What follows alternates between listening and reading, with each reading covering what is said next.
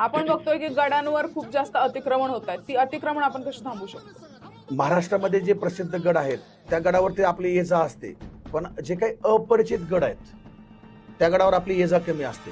प्रामुख्यानं आता या लोकांनी ते गड धरलेत की ज्या गडावरती सर्वसामान्य दुर्गप्रेमी जात नाही, प्रशासनाचं दुर्लक्ष आहे, वन विभागाचं दुर्लक्ष आहे, स्थानिक गावकऱ्यांचं दुर्लक्ष आहे.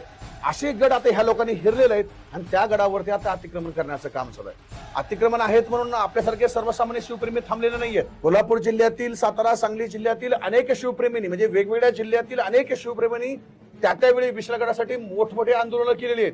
लोहगडासाठी पुणे जिल्ह्यातील लोकांनी, तर इतर जिल्ह्यातील लोकांनी सुद्धा आंदोलन केलेली आहेत. म्हणजे आज अशी परिस्थिती आहे की विशाळगडचं अतिक्रमण असू दे, लोहगडाचं अतिक्रमण असू दे, महाराष्ट्रातला प्रत्येक शिवप्रेमी आज त्या ठिकाणी रस्त्यावर उतरतोय.